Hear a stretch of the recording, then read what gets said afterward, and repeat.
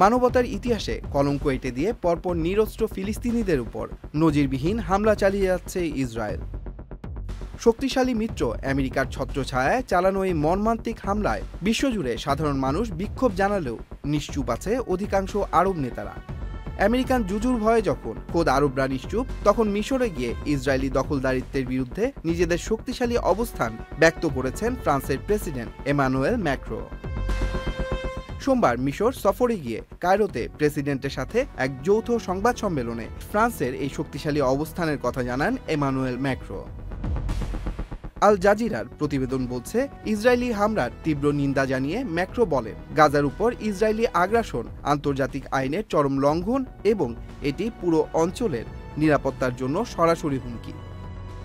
এ সময় তিনি ফিলিস্তিনে ইসরায়েলের হামলার সমালোচনা করে বলেন, ফ্রান্স গাজার উপর ইসরায়েলের চলমান হামলা এবং যুদ্ধবিরতির তীব্র নিন্দা জানায়। একই সঙ্গে অবিলম্বে যুদ্ধবিরতি সংক্রান্ত আলোচনা শুরু করার আহ্বান জানান তিনি। গাজা যুদ্ধ অবসানে মিশর ও জর্ডানের গুরুত্বের উপর জোর দেন তিনি। এ বিষয়ে বৈঠক সম্পর্কে ফরাসি প্রেসিডেন্ট বলেন, গাজার পরিস্থিতি নিয়ে ব্যাপক আলোচনা করা হবে। যুদ্ধবিরতি ভেঙে ফিলিস্তিনে যখন নজিরবিহীন বর্বরতা চালাচ্ছে ইসরায়েল, তখন ফিলিস্তিনিদের প্রতি ম্যাক্রোর শক্ত অবস্থানে দাঁড়ানোকে ইসরায়েল এবং আরব বিশ্বের প্রতি শক্তিশালী একটি বার্তা বলে মনে করছেন অনেকেই। Tanmoy Mahmud, channel I online. Walton আবারও মিলিয়নিয়ার অফারে ওয়ালটন ফ্রিজ কিনে আপনিও হয়ে যেতে পারেন মিলিয়নিয়ার।